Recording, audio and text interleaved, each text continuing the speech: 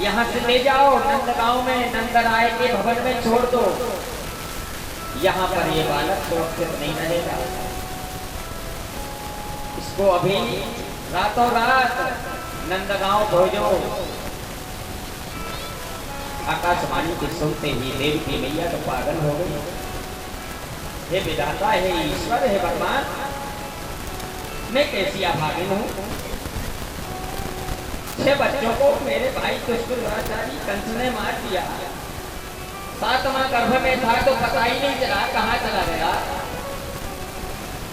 7 में कौन थे? शेष अवतार लक्ष्मण जो यहाँ बड़े बन गया है। वचन मांग लिया था त्रेता में कि तो आप में बड़ा बनेगा, और राम जी वचनबद्ध थे। उसी वचन के स्वरूप यहाँ बड़े भैया बन के आए। लक्ष्मण जी बलराम बन गए।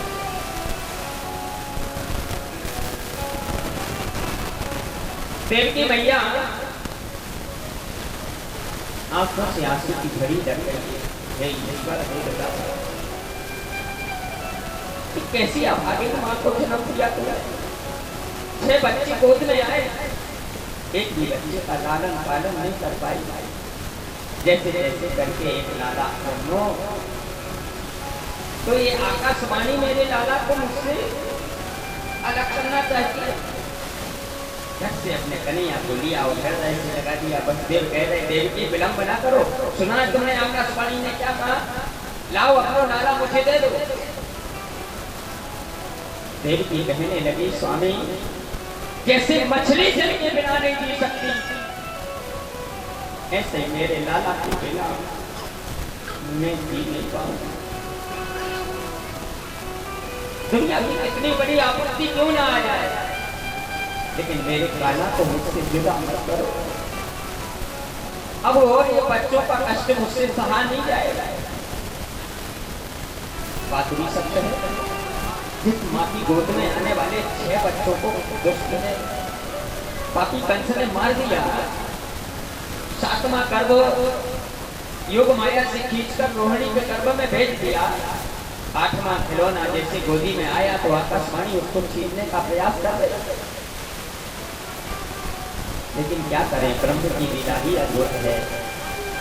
यही तो भगवान लीला करता है। जन्म कहीं लेता है, पालन पोषण कहीं और होता है।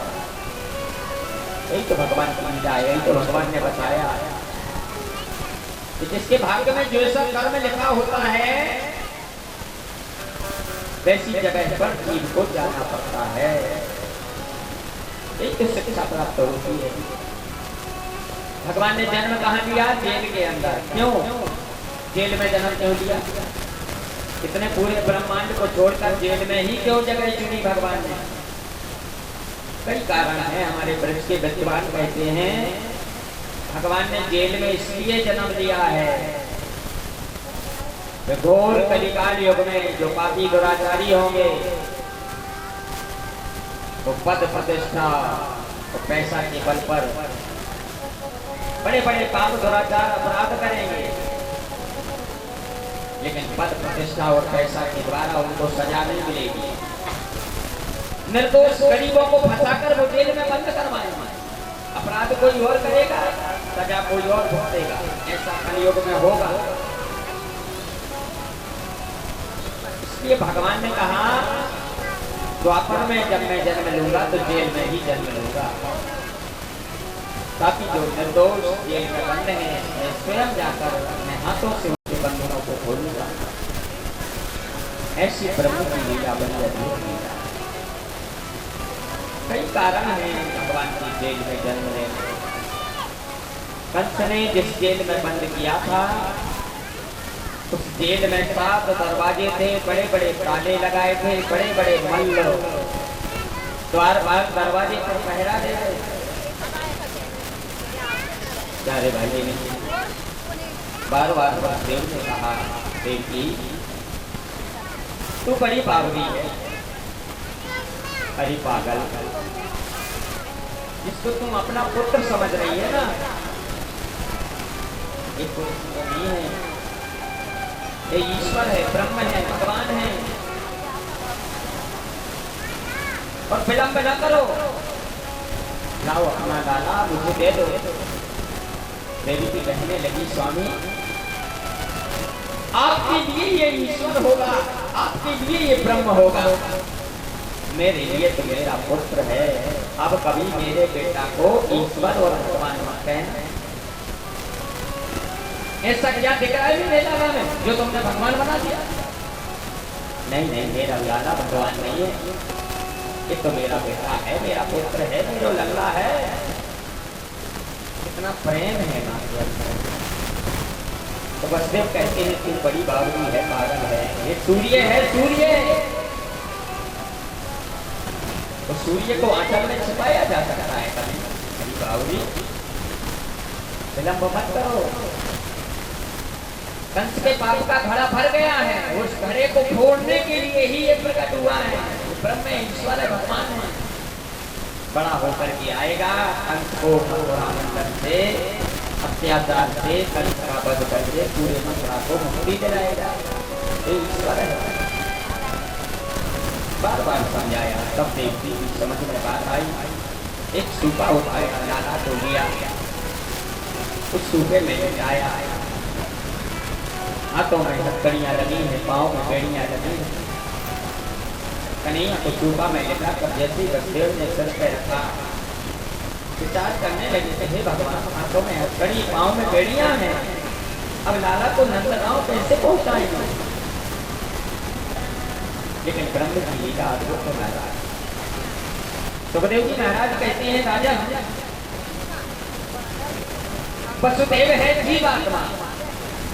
वसुदेव कौन है? जीव आत्मा। और भगवान कृष्ण है परमात्मा। और जब जीव आत्मा का परमात्मा से मिलन होता है तो हथकड़ी बेड़ियां कोई बड़े बंधन नहीं है, संसार के सारे बंधन अपने आप टूट जाते हैं। जैसे सिर पर उठाया, हथकड़ी टूट गई, बेड़ियां कट गई।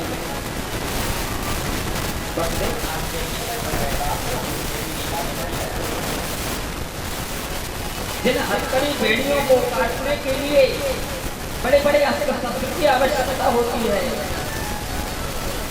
वो बड़ी बड़ी बेड़ियां, हथकड़ियां एक पल में ही कट के नीचे जमीन में गिर गई। यही तो ब्रह्म की लीला है।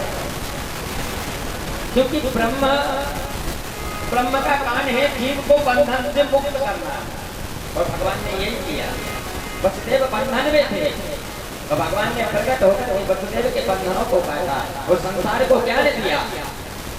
तो जो मेरा नाम मुख में रहेगा, जो मेरा नाम की हुआ पर रखेगा, जो मेरे नाम की माला करेगा, उसके सारे बंधनों को काटने का काम मेरा है। मैं उसके सारे बंधनों को काट करके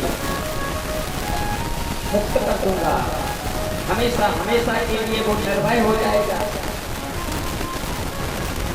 इस शिक्षा हमें प्राप्त हो जाएगी।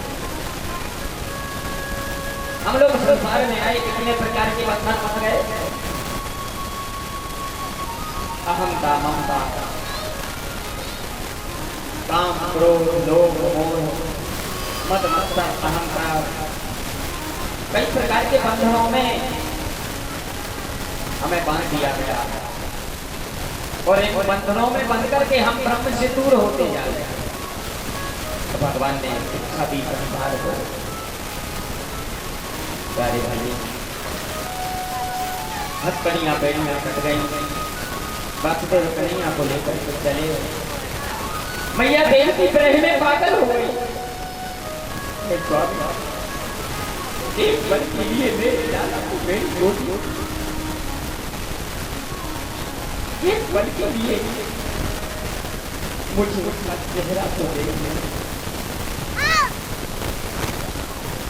पता नहीं मेरा लाला कब बड़ा होगा, कब बड़ा होगा कि मुझे मैया करके बोलेगा। लाला, तेरी तोतली आवाज सुनने के लिए तुम्हें तड़प जाऊंगा।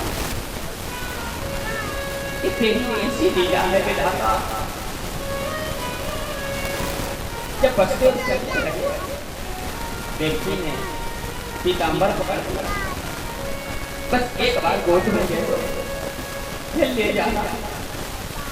वसुदेव ने सूपा उठाया, देवकी ने उठाया, गोदी में लेकर कपोल तुम पर एक माँ और एक पुत्र के बीच में जो प्रेम होता है उसका वर्णन किया नहीं जा सकता। तीर्थ गणेश महेश शारदा भी उस प्रेम के बंधन का वर्णन नहीं कर सकता। अंत में देवकी ने अपने लाला से वसुदेव को दिया और कहा स्वामी अब विलंब न करो। वसुदेव जी आगे बढ़े, बड़े बड़े ताले लगे थे महाराज, बड़े बड़े मल्ल खड़े दरवाजे पर, लेकिन भगवान की लीला विचित्र है। बड़े बड़े मल्ल पहरेदार योग निद्रा में सो रहे, रातों रात चमत्कार हो गया। वसुदेव कन्हैया बोले कि जब आगे चले विचार करने लगे, लाला इतने बड़े बड़े ताले पड़े हैं, कैसे ले जाएं? भगवान ने कहा, भला भगवान को कोई बंधन में बांध सकता है? और वो भी कंस जैसे दुष्ट दुराचारी पापी भगवान को ताले लगाकर जेल में बंद करना चाहता है? क्या कोई दुष्ट दुराचारी पापी भगवान को बंद कर सकता? भगवान को तो एक भक्त ही अपने हृदय में बंद कर सकता है। यह छूट केवल भक्तों को मिली है। भगवान ने देखा बड़े बड़े ताले लगे हैं, एक पल के झपकते ही महाराज ताले टूट के जमीन में गिर गए, दरवाजे खुल गए।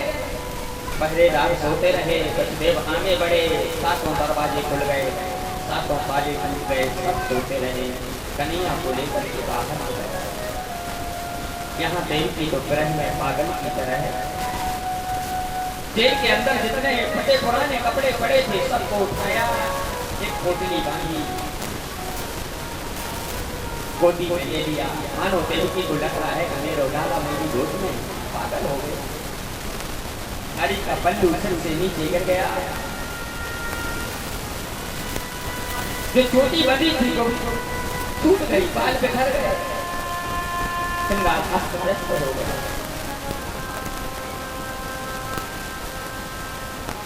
वसुदेव कन्हैया को लेकर चलने लगे।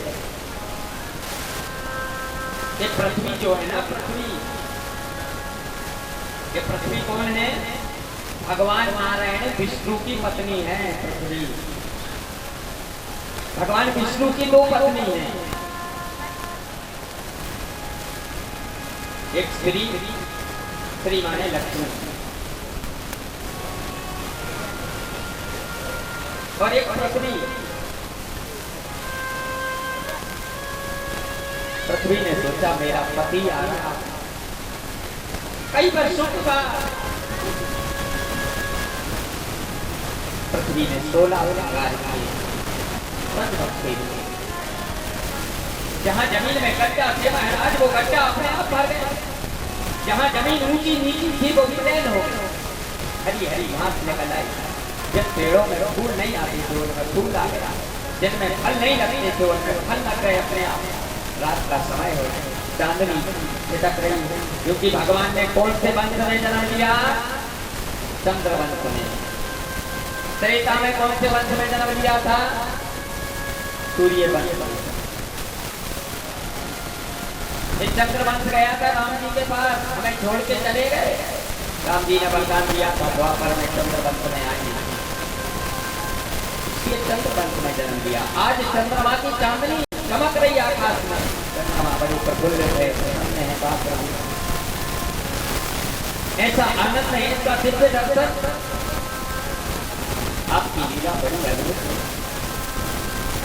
भगवान को लेकर वसुदेव चलने लगे, चारों तरफ शीतल मंद वायु चलने लगी। वरुण देवता से नहीं रहा गया, तो मन से छोटी छोटी जल की बूंद गिरने लगी। छोटी छोटी जल की बूंद आके कन्हैया के मस्तक पर, गालों पर, आंखों पर, नाक पर।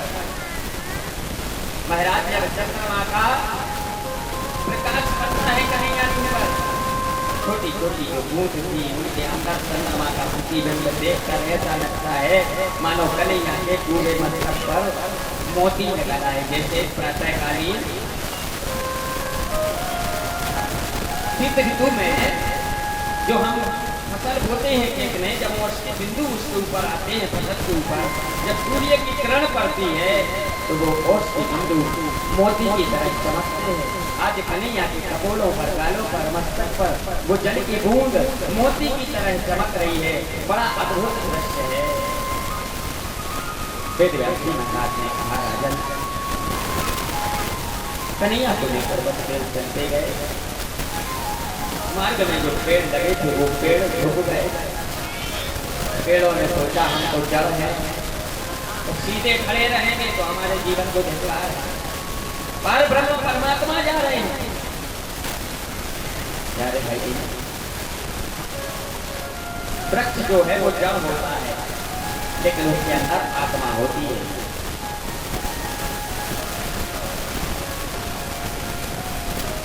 और एक एक वृक्ष को काटने से दोष और पाप लगता है, क्योंकि इसके अंदर ही तो आत्मा है। जो पत्थर पहाड़ में जुड़ा हुआ है उसके अंदर आत्मा होती है, और जो डाली वृक्ष में लगी है उसके अंदर आत्मा होती है। तो वृक्षों ने विचार किया हम तो जड़ है, चल सकते नहीं। और पार ब्रह्म परमात्मा जा रहे हैं, जड़ बन के हम अहंकार में सीधे खड़े रहेंगे, हमारे जीवन को देखना है। आज भी ब्रज वृंदावन जाओ, एक एक वृक्ष की डालियां जमीन में झुकी। और महाराज जब कन्हैया को लेकर बचते चले, वृक्ष की डालियां जमीन में झुक गई। झुकने का आपको जानते हो, झुकने का मतलब है कि जब अपने से बड़ा कोई आ जाए, अब अपने से बड़ा कोई घर में आ जाए तो उसके आगे झुकना चाहिए। और भगवान को बार ब्रह्म परमात्मा की संसार को कितना देने भगवान को दिया। और आज का प्राणी झुकना चाहता ही नहीं, अब तो पैर भी छूते हैं, घुटना तक हाथ करते हैं।